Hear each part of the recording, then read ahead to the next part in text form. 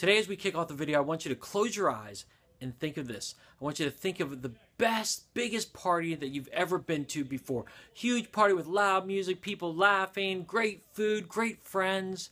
I want you to imagine yourself just having a great time. And all of a sudden, it just stops. The music stops, everyone just stops talking, and someone says, I have an announcement to make. But instead of it being just an announcement that everyone understands, imagine it being an announcement where a guy is making it and speaking in a language that no one's ever heard of before. And they're like, what is this? And you don't even know what he's saying. There's a lot of confusion. Now you can open your eyes.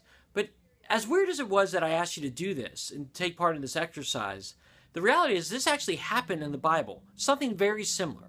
So what I want you to do right now is I want you to pause the video, read this story, and answer these few questions about this situation that happened at this party. I want you to see how it unfolds because it's a really important lesson that we're going to learn today. Okay, ready? Pause the video right now.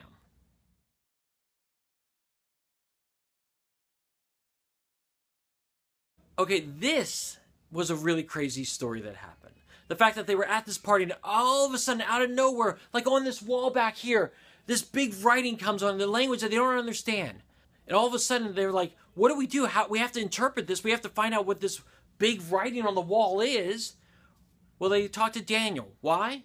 Because over the years, Daniel had been proven that he's reliable and that his God that he worships, the God that we worship, is reliable. And so they called him in and they said, interpret this for us and we'll give you whatever you need. And he said, you know what, you can keep your stuff, but I'll interpret it. And the interpretation that Daniel had for the king was not very good. As we've seen in the past, with King Nebuchadnezzar, Daniel had interpretations from God that were not always good. Okay, so Daniel once again had to tell something to the king that was not very good. And he told them that the king had been acting inappropriately and that God was not pleased with the way he was being a king. And the fact that he used the sacred cups that were God's cups, the sacred cups, for his own pleasure was not acceptable. Daniel had said that King Darius's life was up and that he would no longer be living after today. And the thing was that it came true. King Darius lost his life that night. And as unpopular as this was to say to Daniel, Daniel said it. And it kind of leads to our bottom line of the week. You can stand for what's right, even if it's not popular. Sometimes in our life, we're going to have to do things that are not the popular decision to do, the popular thing to do. Sometimes we're going to have to really stand firm in our faith or stand firm in a decision that we make. And the encouragement based on Daniel's example is that we can stand firm in our faith. We can stand firm for what's right, even if it isn't popular. So I want to encourage you that in everything that you do, that you would stand firm in your relationship with God. You would stand firm in your faith. You would stand firm for what's right, what God would have you to do.